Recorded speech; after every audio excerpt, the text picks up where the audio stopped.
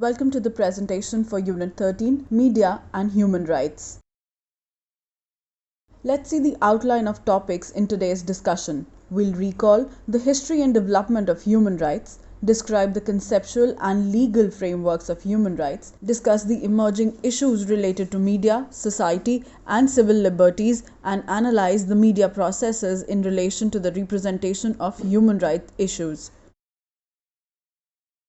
Let's begin with human rights and ancient history. Babylonian king Hammurabi issued a set of public laws known as Hammurabi's codes. They included civil laws, marriage and family, to property codes, etc. On the principle that strong must not harm the weak, these codes defined crime and punishment. Though these are the first known case of human rights, they were not based on equality. After 1215, Cyrus II, the king of Persia, conquered Babylon. A baked clay artifact known as Cyrus cylinder is well recognized as a symbol of religious freedom and tolerance of multicolorism. He set slaves free to return to their homes and practice their religion and cultures. Indian history witnessed humanitarianism and universalism as core philosophy during the reign of modern King Ashoka, who devoted his life after the Kalinga War to non-violence and Buddhism. Ashokan edicts described his policies related to religious tolerance and egalitarianism. Now let's look at the medieval history and the formation of human rights. In the year 1215, the Great Charter, that is the Magna Carta in England, declared the laws of land as the supreme for the first time. With establishing right to justice and fair trial for all free men, even the king had been brought under equality before law. It eventually gave way for the petition of right to demand supremacy of English Parliament against the king, and further, the Bill of Rights to declare the political and civil rights, including the freedom of elect member of Parliament, the protection of free speech in Parliament, and the king or queen could not interfere with the laws. Following this, the minority rights of Jews were provisioned. In the 1630s, Dutch jurist Hugo Grotius laid the foundation of international laws to protect the world's citizens with the substantial treaties, the right in war and peace. Thus, Magna Carta became the foundation for UN Charter for Human Rights. Now coming to the period of Reformation, Renaissance and Enlightenment. The Renaissance in 14th till 17th century and the Enlightenment in 18th century Europe is known to be the first wave of human rights movement for religious and civil liberties. The European wars of religion from 14th century onwards set the motion for demand of equal rights in religious, cultural and political sphere, and aggravated with the civil wars in England 17th century. This period was important to understand the role of press as well. It was through the technology of printing press that Martin Luther could take the translated Bible from confinement of church to the common people, and it could get the massive response. Also, comic strips gained popularity from this period onwards. From French Revolution to the Universal Declaration of Human Rights. In 1789, the Declaration of the Rights of Man and of the Citizen made a way for participation of all, excluding women, in civil and political life, an inalienable right of all born equal and free in France. The US Bill of Rights proclaimed the freedom of speech, press and assembly in the first 10 amendments of the American Constitution. Another important step in those war-struck times was the Lieber Code, the instructions for the US Armed Forces signed by the US President Abraham Lincoln in 1863 for the humane treatment of prisoners of war. Simultaneously, International Committee of Red Cross and Geneva Conventions were also founded. A parallel movement of women's rights started in 1847 with Women's Rights Convention in New York, and women were fighting for their civil and political rights in other parts of the world. Kate Sheppard led women's rights movement in 1893 in New Zealand, became the first success when women were given right to vote in parliamentary elections. Imperialistic world powers included the most socio-economic exploitative practices with colonization, slavery and racism, reconciled to a demand for an equal world in their homeland. For example, Slave Trade Act and Slavery Abolition Act in the years 1807 and 1833 respectively in Britain. The United Nations was formed in 1954 with the purpose to prevent wars in future, to settle disputes through negotiations and peace talks, and improving human welfare universally. A founding stone of international humanitarian law and human rights law, the Universal Declaration of Human Rights came into being in 1948, followed by international covenant such as the International Covenant on Civil and Political Rights 1976 as the part of the International Bill of Human Rights. The world's largest human rights organization, Amnesty International, was founded in 1961. Now let's discuss about the conceptual and theoretical framework of human rights. According to United Nations, human rights are rights inherent to all human beings, regardless of race, sex, nationality, ethnicity, language, religion, or any other status. The UN's concept of human rights is based on universal and egalitarian natural rights or basic rights, emphasizing upon individualism.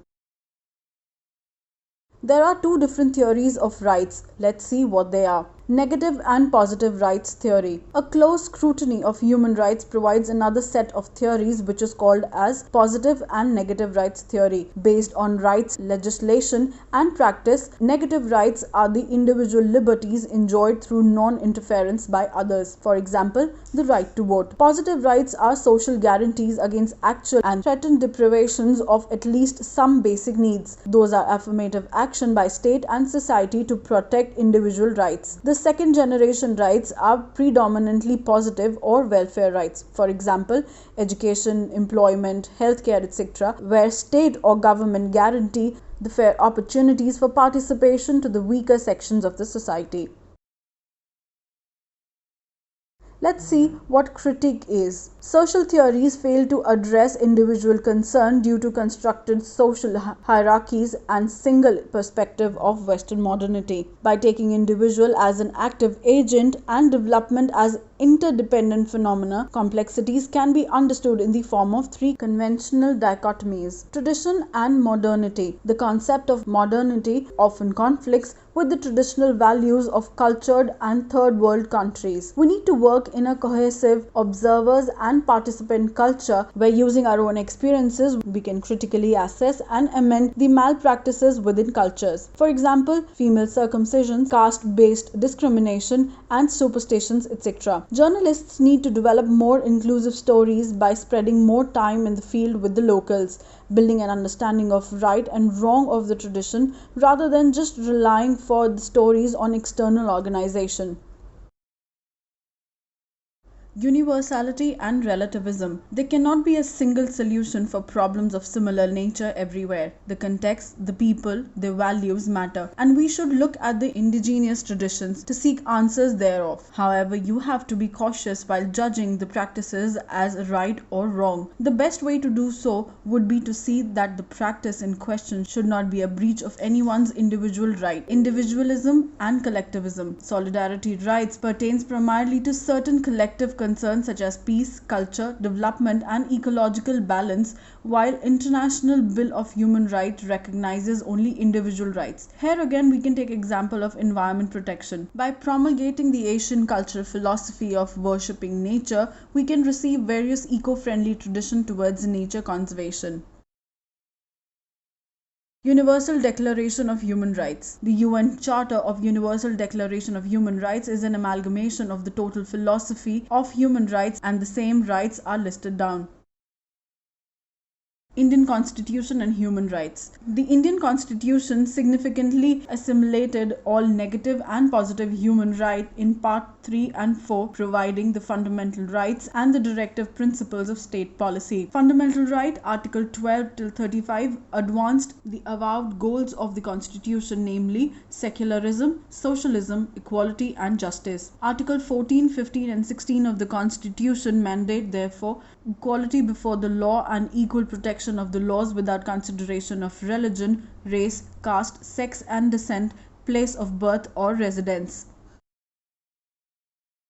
The directive principles enlist the desired social transformation through affirmative action from the state. Included in Part 4 A of Article 51A of the Constitution are the fundamental duties of the citizens to promote the spirit of nationalism and to uphold the unity of India and that of individuals, though both Part 4 and Part 4A are obligatory in nature and are non-enforceable by law. The National Human Rights Commission was constituted by the Protection of Human Rights Act 1993 enacted by the Parliament.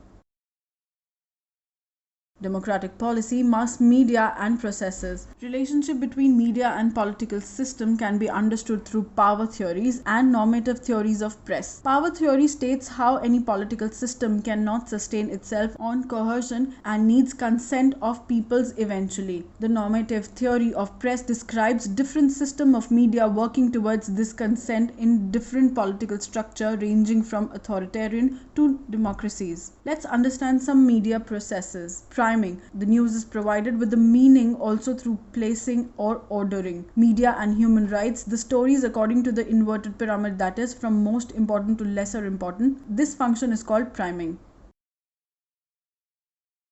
Framing. Frames define problems, chalk out causes, make judgment and suggestion in one directional manner and thus provide intended meaning to an event. To understand framing of content, let us borrow Marcel Denissy's textual devices, strategic repetition of certain words, the use of compact phrases, the use of contrasting font style and formats, the creation of slogans and neologisms designed to highlight certain aspects of the content. For example, the slogan "War on Terrorism" used by the American media after 9/11 attack in the USA. Media thus provide a frame of events which echoes the viewpoint of the sources used or states the national context. For example, the coverage of war or conflict by various international channels shows the event coverage from their own frame of reference.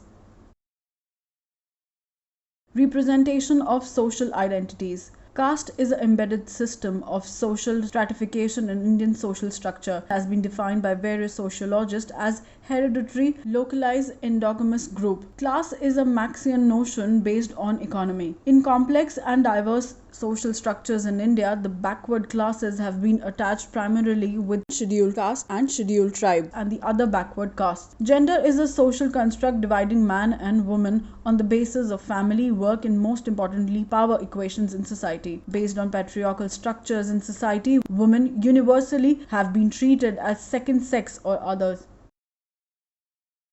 Ethnicity refers to the interrelationship between ethnic groups. In the plural societies like ours, various ethnic groups emerge on the basis of common characteristics like language, religion, region, race, caste, etc. At international level, ethnicity has been seen in association with nationality. Minority groups are usually low in numerical strength and have less control over resources than the dominant majority group. In India, the minority group are predominantly characterized on the religious basis. Though Indian minority is constituted of various religious groups such as Muslim, Jain, Sikh, Parsis and Christian, their representation is relatively less in mainstream media and the quality of the representation is a question of investigation.